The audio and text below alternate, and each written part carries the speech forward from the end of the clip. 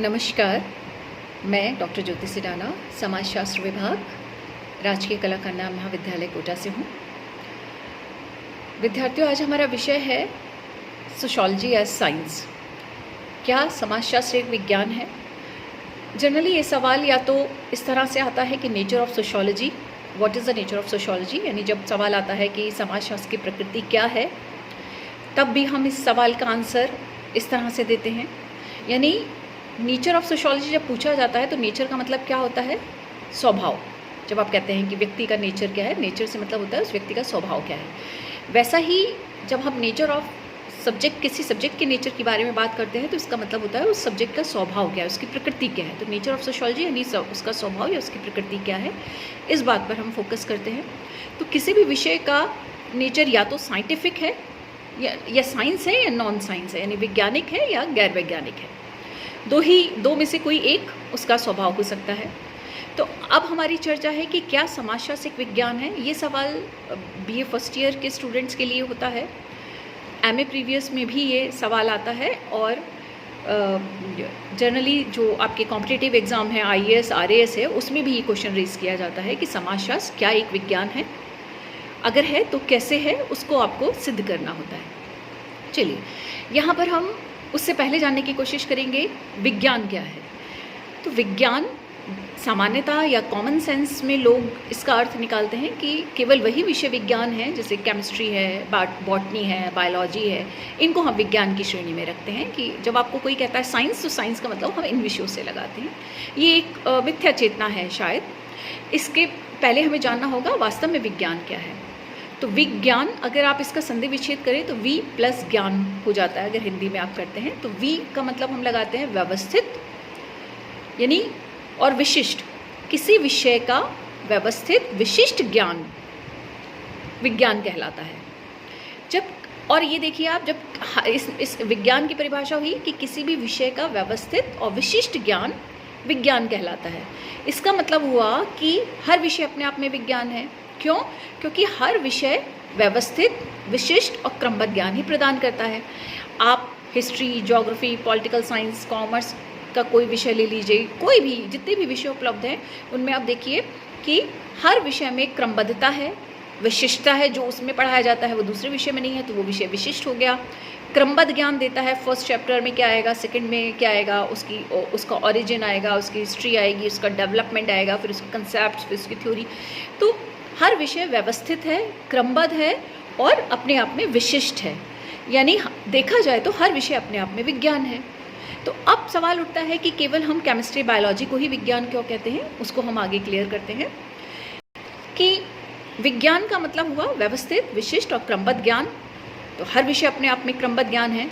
Einstein भी इस विज्ञान को जब परिभाषित करते हैं तो वो कहते हैं विचारों के विश्व और प्रघटनाओं के विश्व के बीच जब संबंध खोजने का मानव मस्तिष्क प्रयास करता है तो वो विज्ञान है। यानी विचारों का विश्व यानी वर्ल्ड ऑफ आइडियाज़, और दूसरा प्रघटनाओं का विश्व यानी वर्ल्ड ऑफ फिनोमेना। इन दोनों के मध्य जब हम संबंध खोजने का प्रयास करते हैं, एफर्ट करता है मानव मस्तिष्क, तो वो विज्ञान है। एक अन्य समाज वैज्ञानिक है जो ये कहते हैं कि ज्ञान प्राप्त करने का एक व्यवस्थित तरीका है। यानी कुल मिलाकर विज्ञान की परिभाषा बनती है कि विज्ञान घटनाओं को क्रमबद्धता के आधार पर व्यवस्थित ढंग से अध्ययन करता है, और जिस भी विषय में क्रमबद्ध और व्यवस्थित अध्ययन किया जाता है वो विज्ञान की श्रेणी में आता है। चलिए, अब हमें देखना है कि विज्ञान की कैरेक्टरिस्टिक या विज्ञान की विशेषताएं क्या क्या होती हैं। अगर विज्ञान की पहले विशेषताओं के अर्थ हम समझ लेते हैं। अगर ये सभी विशेषताएं समाजशास्त्र में भी पाई जाती हैं तो इसका मतलब हुआ समाजशास्त्र भी एक विज्ञान है। लेकिन इससे पहले विज्ञान के दो प्रकार होते हैं। कैसे? एक कहलाता है प्राकृतिक विज्ञान और एक कहलाता है सामाजिक विज्ञान। प्राकृतिक विज्ञान नेचुरल साइंस, सामाजिक विज्ञान सोशल साइंस। प्राकृतिक विज्ञान प्रकृति द्वारा निर्मित या प्रकृति में उत्पन्न चीज़ों का अध्ययन करने वाला विषय प्राकृतिक विज्ञान यानी नेचुरल साइंस कहलाता है।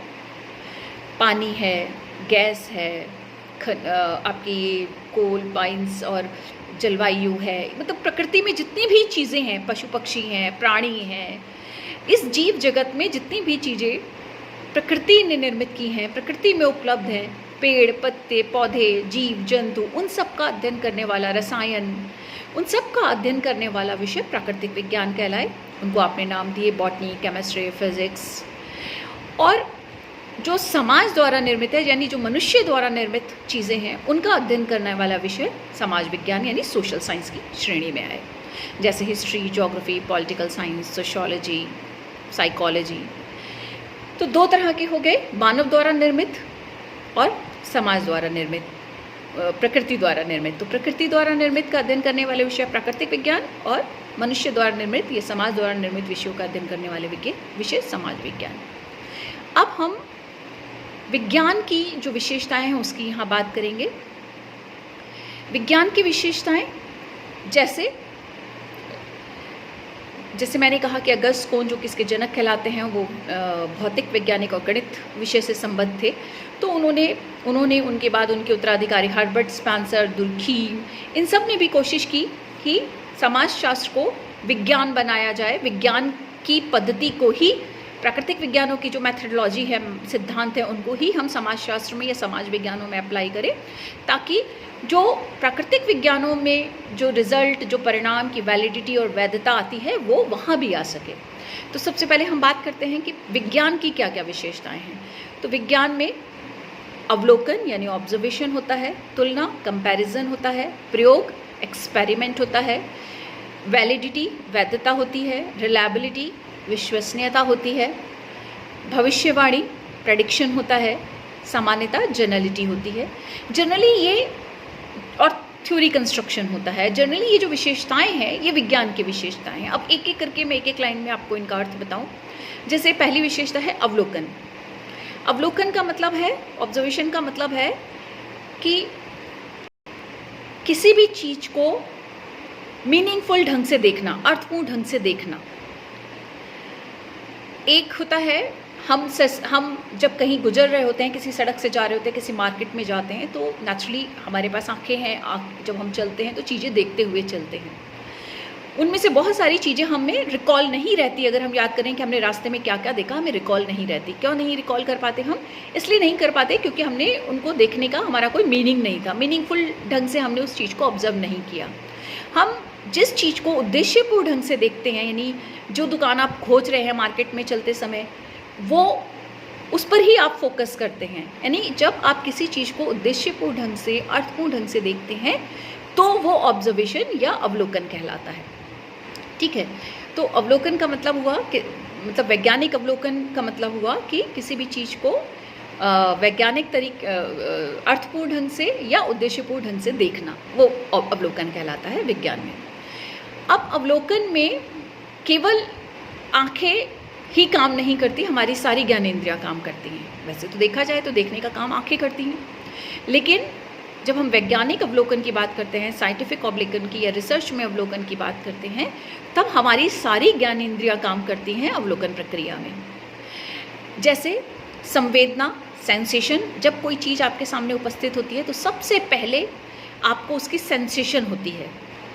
अगर कि कोई चीज़, कोई हलचल होती है, आसपास कुछ होता है, तो आपको उसकी संवेदना होती है।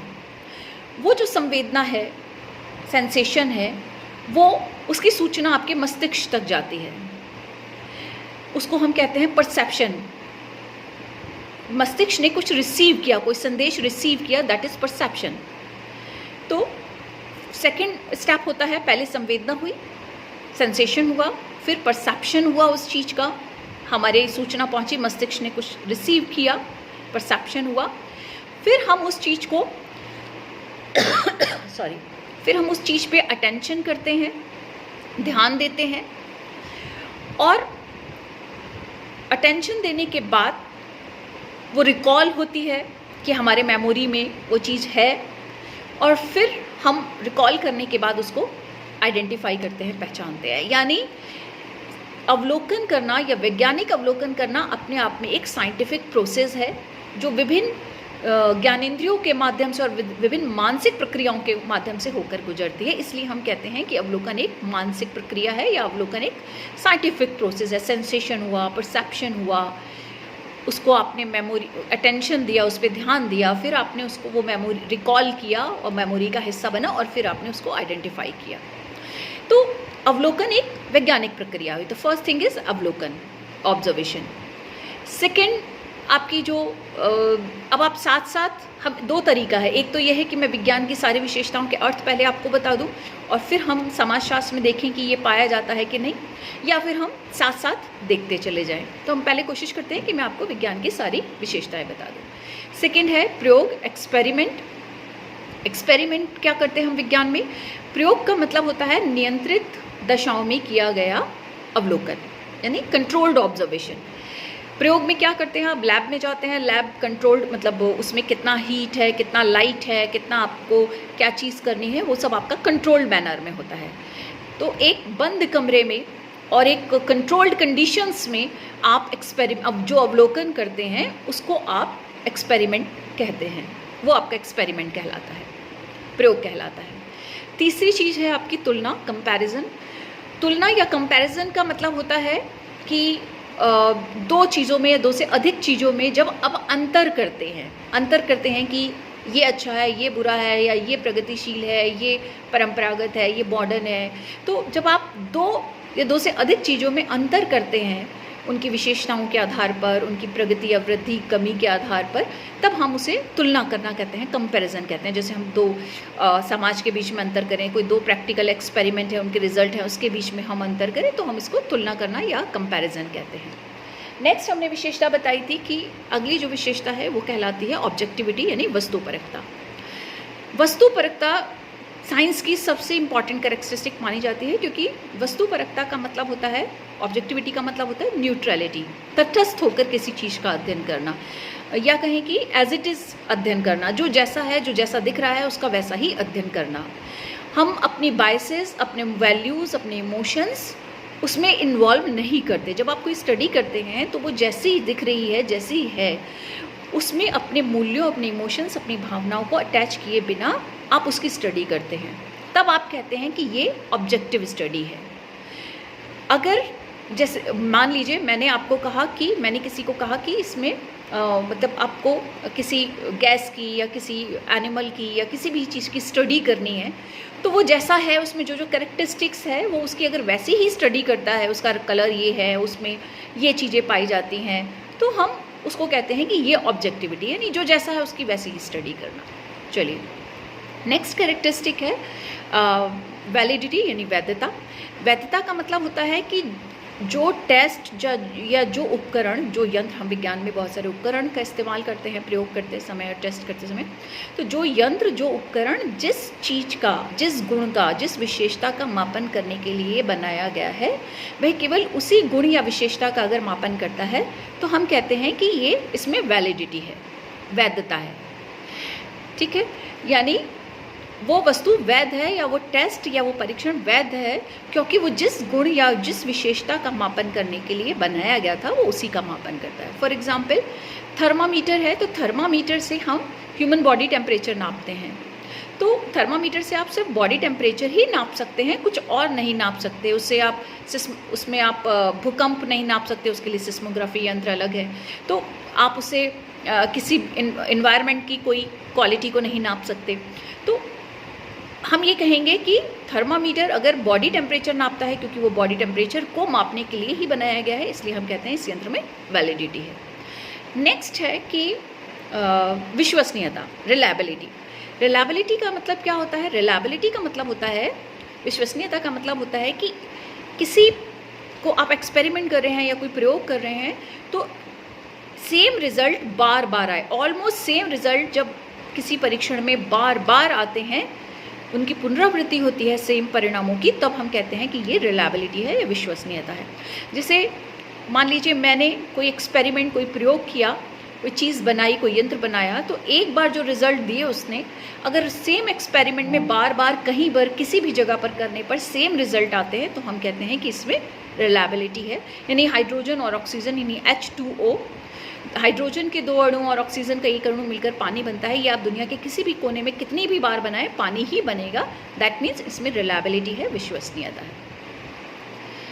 अब एक होता है भविष्यवाणी, प्रेडिक्शन, एक विशेषता है प्रेडिक्शन या भविष्यवाणी।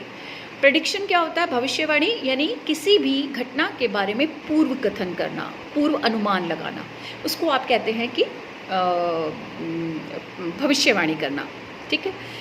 अब प्रेडिक्शन या भविष्यवाणी जो होती है वो आप पूर्व कथन करते हैं। कैसे करते हैं? तो पूर्व कथन करने के लिए आप वो घटनाएं जो एक बार, दो बार, तीन बार घट चुकी हैं और जिन जिन सिम्टम और उस घटने से पहले जो सिम्टम या लक्षण आते हैं उनके आधार पर जब जब वो सिम्टम घटेंगे तो आप कहते हैं कि ये होने वाला है या ऐसा होगा। तो विज्ञान में जैसे कि हम मौसम विज्ञान में करते हैं, मौसम विज्ञान में कुछ जैसे बादल छा जाते हैं, बादलों की गड़गड़ाहट होती है, आवाज़ होती है, तो आप कहते हैं। ऐसे बहुत सारे सिम्टम हैं जैसे मौसम विज्ञानी जो है वो घटनाओं के बारे में पूर्वानुमान लगाते हैं कि बारिश आने वाली है, बाढ़ भूकंप आने वाले हैं या ये स्थिति आने वाली है, और उसकी पूर्व अनुमान लगा लेते हैं क्योंकि कुछ सिम्टम या कुछ लक्षण कि जिनकी पुनरावृत्ति हुई और ऐसा होने से ऐसा आता है, वो उसके आधार पर पूर्व अनुमान या प्रेडिक्शन कर सकते हैं। अब एक नेक्स्ट विशेषता है, लास्ट विशेषता हम इसे कह सकते हैं सामान्यीकरण या जनरलाइजेशन। जनरलाइजेशन क्या होता है कि एक रिजल्ट जो एक स्थान पर प्राप्त हुए वही अगर सभी जगह सेम एक्सपेरिमेंट के रिजल्ट, सेम प्रयोग के रिजल्ट अगर सभी जगह सेम आते हैं तो हम कहते हैं इसमें सामान्यता है, यानी सभी जगह ये यूनिवर्सल रिजल्ट है, सभी जगह एक जैसे। जैसे मैंने अभी उदाहरण दिया कि हाइड्रोजन और ऑक्सीजन को मिलाने से, यानी H2O, दो हाइड्रोजन और एक ऑक्सीजन के अणु को मिलाने से पानी बनता है। तो दुनिया के किसी भी कोने में आप चले जाइए, किसी भी वर्ष में, किसी भी समय में आप बना लीजिए, पानी ही बनेगा। तो ये एक सामान्यता हो गई, जनरलिटी, यानी सेम रिजल्ट हमको सभी जगह सभी स्थानों पर मिलते हैं, तो उसको आप जनरलिटी या सामान्यता कहते हैं। ठीक है। अब ये जो विशेषताएं, हमने विशेषताओं के अर्थ जाना कि ये सारी विशेषताएं, ये सारी कैरेक्टरिस्टिक विज्ञान में होती हैं, और विज्ञान की ये विशेषताएं चूँकि प्राकृतिक विज्ञान में एज इट इज़ पाई जाती हैं।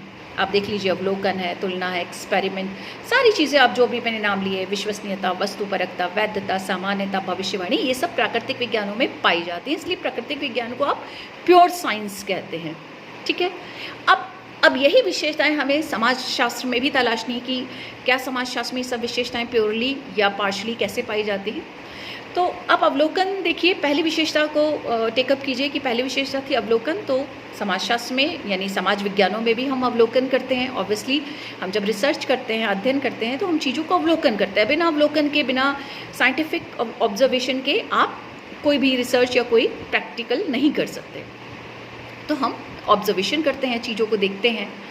दूसरा है और वही उसी प्रोसेस से देखते हैं, जैसे मैंने बताया था कि एक मेंटल प्रोसेस है, इसमें सेंसेशन है, परसेप्शन है, अटेंशन है। तो हम जब किसी कोई स्टडी करते हैं तो उसमें इन सब चीज़ों का इस्तेमाल करते हैं, प्रत्यक्षीकरण भी करते हैं, मेमोरी को भी रिकॉल करते हैं, और फिर डीपली उसकी ऑब्जर्वेशन करते हैं, उसमें पर्पसफुली उसका अध्ययन करते हैं, तब जाके हम कहते हैं कि इसमें अवलोकन हुआ। तो अवलोकन उसमें पाया जाता है, no doubt. Second concept, second जो कैरेक्टरिस्टिक थी विज्ञान की, वो थी आपकी एक्सपेरिमेंट यानी प्रयोग। तो प्रयोग हमने कहा था कि कंट्रोल्ड कंडीशन में किया गया अवलोकन होता है। तो कंट्रोल्ड कंडीशन में अवलोकन प्राकृतिक विज्ञानों में तो संभव है, क्योंकि उसमें लैब में आप टेस्ट करते हैं, एनिमल्स पे करते हैं, प्लांट्स पे करते हैं, तो आप केमिकल्स पे करते हैं, रसायन पे, तो वो सब आप वहाँ कर सकते हैं, वो पॉसिबल है। लेकिन यहाँ पर समाज विज्ञान में वो पॉसिबल नहीं है। उस तरह से कंट्रोल्ड एक्सपेरिमेंट पॉसिबल नहीं है, एक्सपेरिमेंट पॉसिबल है। फॉर एग्जांपल हम एक्सपेरिमेंट करते हैं हम लोगों के, क्योंकि दोनों की कंटेंट, जो विषय वस्तु है, सब्जेक्ट मैटर है, वो अलग अलग है। वहाँ पर हम प्रकृति निर्मित वस्तुओं का अध्ययन करते हैं, तो आप उसमें लैब में ले जाकर कंट्रोल कंडीशन में उनको टेस्ट कर सकते हैं। लेकिन यहाँ हम मानव व्यवहार, ह्यूमन बीइंग या मानव निर्मित चीज़ों का अध्ययन करते हैं, तो हम उसको कंट्रोल कंडीशन में स्टडी नहीं कर सकते। उसको आप ओपनली अनकंट्रोल्ड कंडीशन में उसके ऊपर आप एक्सपेरिमेंट करते हैं। हम लोगों के व्यवहार, हम एक्सपेरिमेंट करते हैं, लोगों के साथ व्यवहार बरतते हैं, क्या उसका व्यवहार आज ऐसा है, कल कैसा होगा, या वो रिलायबल है कि नहीं है, ये सारी चीज़ें हम एक्सपेरिमेंट करते हैं उसके ऊपर। समय समय पर हम लोगों पर एक्सपेरिमेंट करते रहते हैं, या हम अपने लाइफ स्टाइल पे एक्सपेरिमेंट करते हैं, हम अपने रहन सहन पे एक्सपेरिमेंट करते हैं। तो एक्सपेरिमेंट सोशल साइंसेस में भी पॉसिबल हैं, लेकिन वैज्ञानिक तरीके से पॉसिबल नहीं है, जैसा कि वहाँ कंट्रोल्ड कंडीशन में होता है। तो हम कह सकते हैं कि पार्शली हम कर सकते हैं। थर्ड कैरेक्टरिस्टिक थी वहाँ पर तुलना, कंपैरिजन। तो नेचुरली तुलना तो हम यहाँ भी करते हैं, दो लोगों के बीच अंतर करते हैं, दो संस्कृतियों के बीच हम अंतर करते हैं, दो समाजों के बीच अंतर करते हैं। पूर्व का समाज ऐसा था, वर्तमान समाज ऐसा है, भविष्य का समाज ऐसा होगा। पहले ये व्यक्ति का व्यवहार ऐसा था, आज इस व्यक्ति का व्यवहार ऐसा है, ये चीज़ अच्छी है, ये चीज़ बुरी है, ये ईमानदार है, ये भ्रष्ट है। तो हम कंपैरिजन यहाँ भी करते हैं। फोर्थ करेक्टरिस्टिक्स थी वहाँ पर ऑब्जेक्टिविटी, वस्तुपरकता। वस्तुपरकता का मतलब हमने जाना था कि तटस्थ होकर, मूल्य तटस्थ होकर, अपने बायसेस से, अपने पूर्वाग्रह से, प्रेजुडिस से दूर होकर किसी चीज़ की एज इट इज़ स्टडी करना। तो हम यहाँ पर भी कोशिश करते हैं, लेकिन कंप्लीटली नहीं कर पाते। क्यों नहीं कर पाते?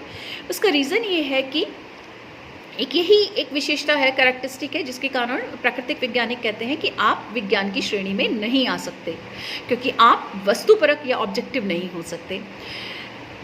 नेचुरल सी बात है कि वहाँ पर जो वैज्ञानिक हैं वो मनुष्य हैं, और जिस चीज़ की स्टडी करते हैं वो नॉन ह्यूमन है, यानी प्रकृति है, जीव जंतु पेड़ पौधे हैं। और यहाँ पर मनुष्य ही मनुष्य का अध्ययन करता है, वैज्ञानिक भी मनुष्य है, रिसर्चर भी मनुष्य है, और जिसकी स्टडी कर रहा है वो भी ह्यूमन बींग्स है, उसका व्यवहार है, उसकी एटीट्यूड्स, अभिवृत्ति, उसकी ट्रस्ट, हम इन सब चीज़ों की स्टडी करते हैं।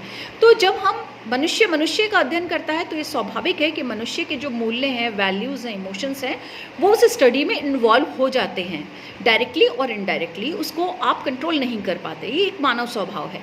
तो इसीलिए ये आरोप हमेशा लगता रहा है कि मनुष्य जो है वो सोशल साइंस जो है वो ऑब्जेक्टिव नहीं हो सकती। इसका आंसर देते हुए मैक्स वेबर और अन्य सोशल साइंटिस्ट कहते हैं कि ऐसा नहीं है।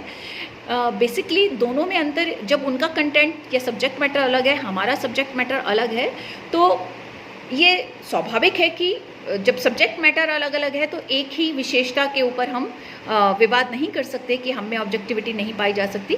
हाँ, हम इसका एक तोड़ हो सकता है कि हम यहाँ पर इंटर सब्जेक्टिव हो सकते हैं। इंटर सब्जेक्टिविटी की वो बात करते हैं कि जैसे कि प्राकृतिक विज्ञान के सारे विषय हैं वो अपने आप में सेपरेट हैं, बायोलॉजी अलग, फिजिक्स अलग, केमिस्ट्री अलग, मैथ्स अलग, एस्ट्रोनॉमी अलग। लेकिन सोशल साइंस के जो सारे विषय हैं, history, geography, political science, economics, psychology, वो इंटर रिलेटेड हैं, आपस में एक दूसरे से जुड़े हुए हैं। आपको ज्योग्राफी पढ़नी है तो भी ज्योग्राफी में जो भी चीज़ें आप पढ़ते हैं, वायुमंडल है और पृथ्वी है, तो उन सब की ओरिजिन कैसे हुई, कहाँ से आए, उसके लिए आपको हिस्ट्री पढ़नी पड़ती है, तो आप हिस्ट्री जाते हैं। उसका आगे सोसाइटी में जो उसका इम्पोर्टेंस है उसके लिए आप समाजशास्त्र पढ़ते हैं।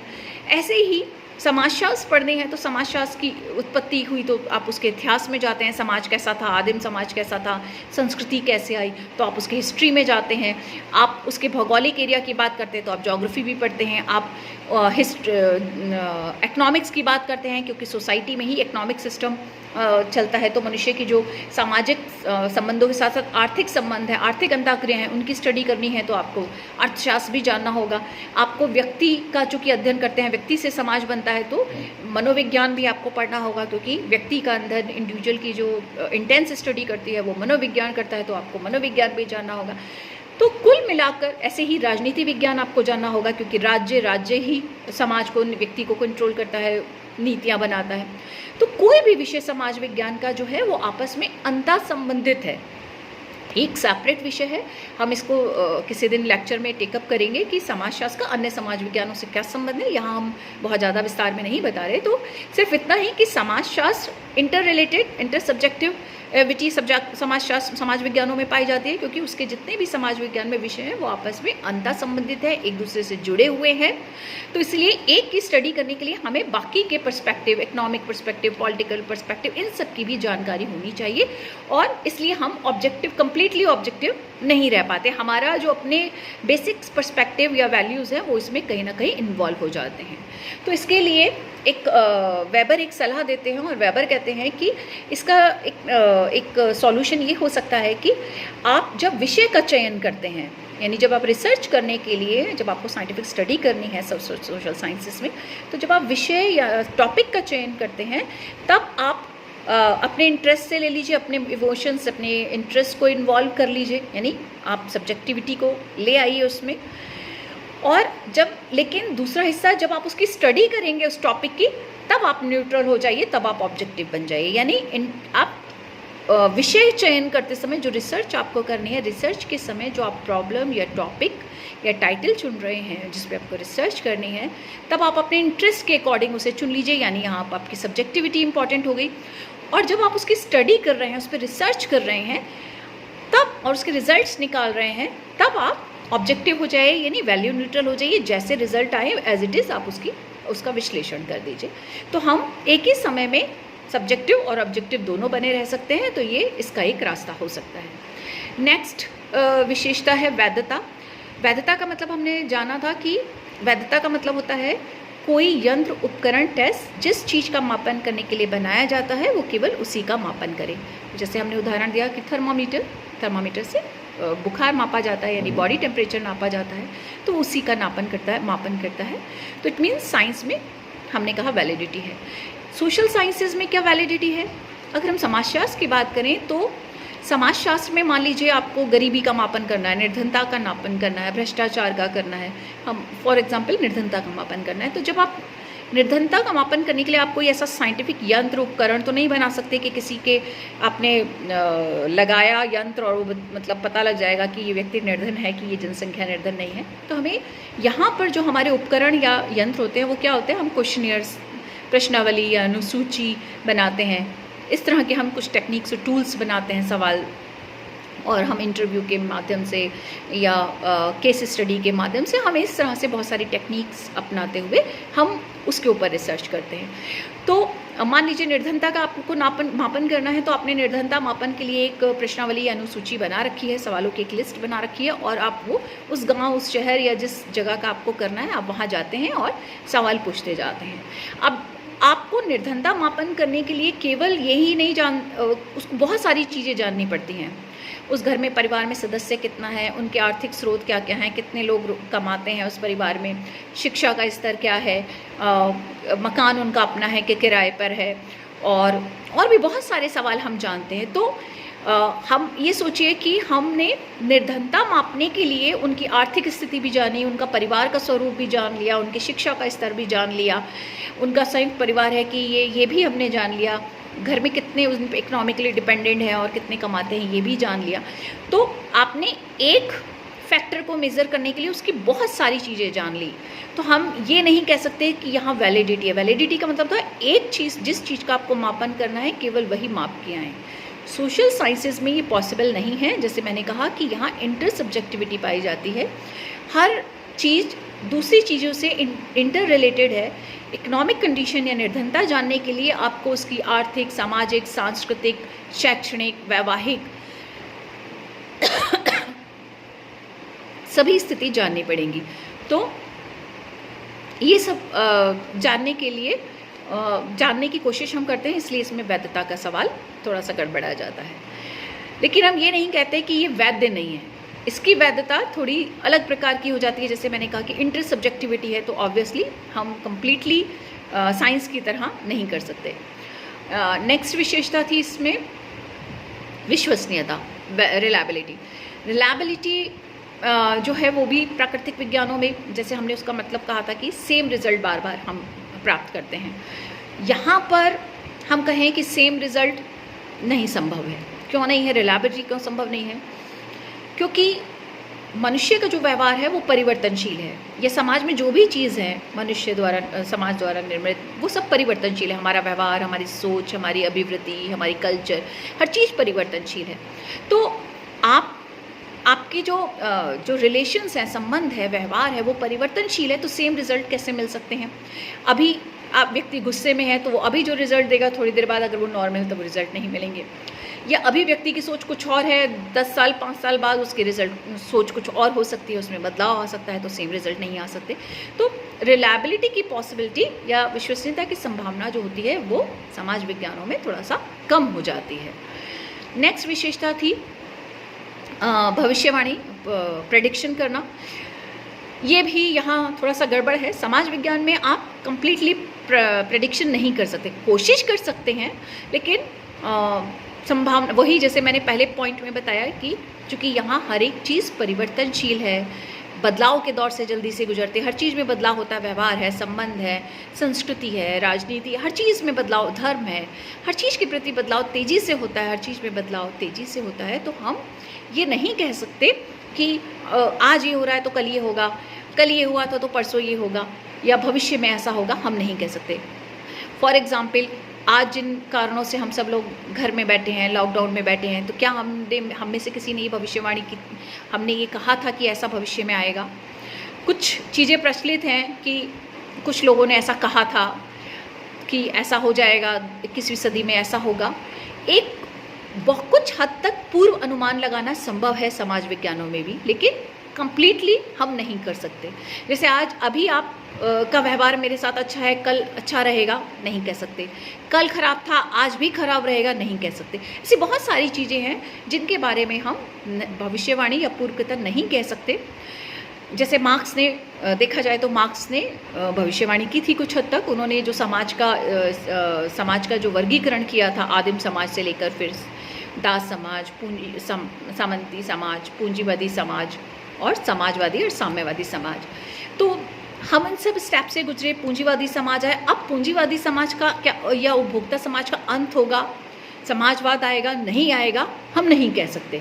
तो पूर्व अनुमान कुछ हद तक लगाया जा सकता है, लेकिन क्या वो पूर्व अनुमान एक्चुअलाइज होगा, इसकी कल्पना या इसकी संभावना समाज विज्ञानों में थोड़ी सी कम हो जाती है।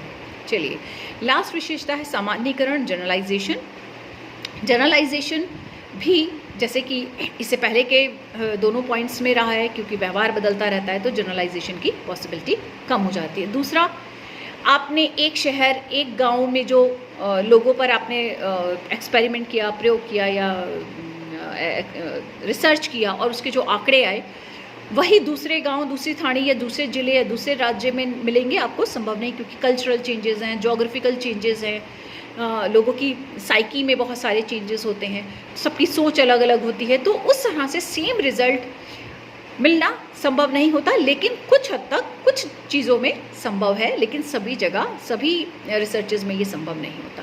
तो हम देखें, अगर अब हम दोनों की तुलना करें तो प्राकृतिक विज्ञान में जो विशेषताएं हैं, समाज विज्ञान में उनमें से कुछ विशेषताएं पार्शली पाई जाती हैं।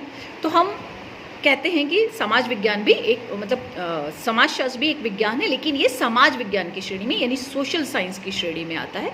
लेकिन कुछ हद तक यह प्राकृतिक विज्ञानों की विशेषताओं को भी फॉलो करता है या अपने में समाहित करता है। तो समाजशास्त्र एक सामाजिक विज्ञान है। तो इस सवाल का उत्तर हम इस तरह से देते हैं, क्योंकि ये पॉइंट्स जो हैं प्राकृतिक विज्ञान की विशेषता है, इनके ये अर्थ है, और समाजशास्त्र में ये विशेषताएं इस हद तक हैं, इस तरह से हैं, उसको एग्जाम्पलीफाई करते हैं आप। और फिर हम कहते हैं लास्ट में कि समाजशास्त्र में कम्प्लीटली प्योर साइंस नहीं है, एक व्यवहारिक विज्ञान है, और इसलिए समाजशास्त्र एक समाज विज्ञान या व्यवहारिक विज्ञान की श्रेणी में आता है, जबकि प्राकृतिक विज्ञान को हम प्योर साइंस या शुद्ध विज्ञान की श्रेणी में रखते हैं। Thank you.